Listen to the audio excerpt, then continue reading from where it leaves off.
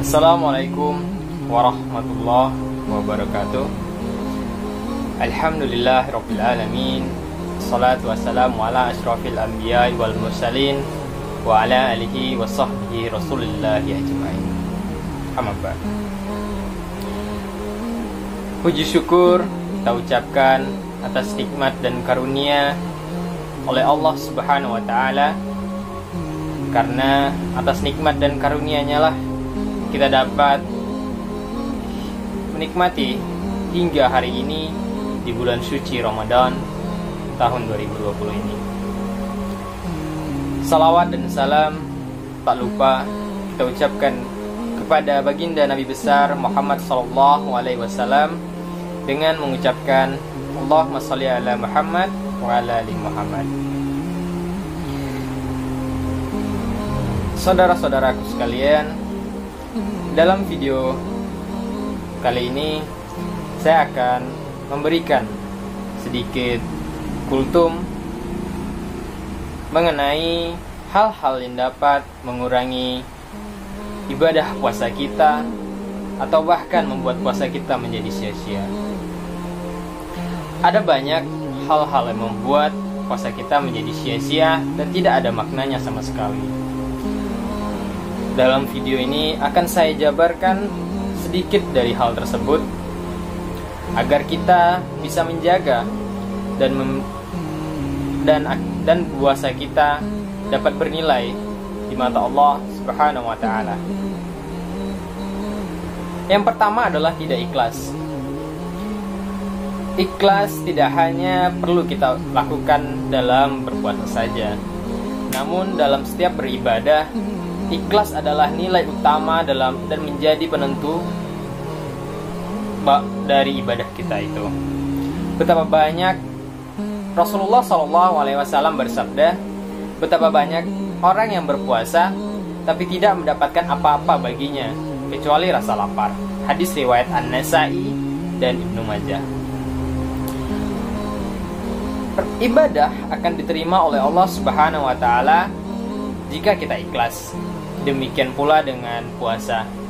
Jika kita berpuasa tidak atas Allah Subhanahu wa taala, namun hanya mengikuti tren dari keluarga ataupun bahkan masyarakat, namun dalam hati kita merasa tidak ingin melaksanakannya dan kita sangat tidak ikhlas dalam melaksanakannya, itu akan membuat kita hanya merasakan lapar dan haus saja. Tidak ada keutamaan dan tidak ada pahala dalam puasa kita itu, yang artinya puasa kita menjadi sia-sia. Yang kedua adalah berkata keji, mengumpat dan marah. Ini adalah salah satu perbuatan keji yang kita lakukan, namun tidak hanya di dalam bulan Ramadan. Ini harus kita hindari dalam kehidupan sehari-hari kita. Sebagaimana marah, mengumpat, ini akan membuat pahala kita berkurang dan bahkan menjadikan puasa kita sia-sia. Dalam bulan suci Ramadan ini, kita harus mampu untuk menjaga dan mengontrol emosi kita.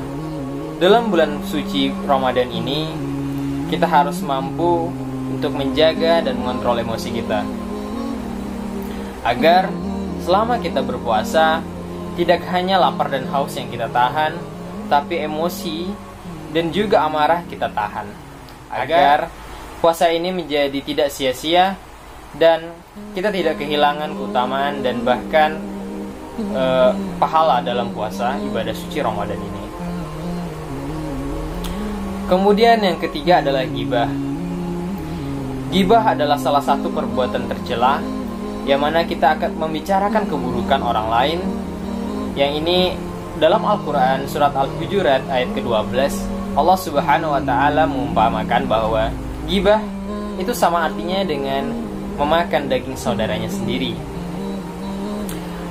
Memakan daging saudaranya sendiri ini semua merupakan suatu perumpamaan yang sangat buruk. Dalam artian ini adalah Allah menekankan kepada kita bahwa ghibah itu adalah perbuatan yang sangat-sangat buruk. Kemudian yang keempat adalah berdusta.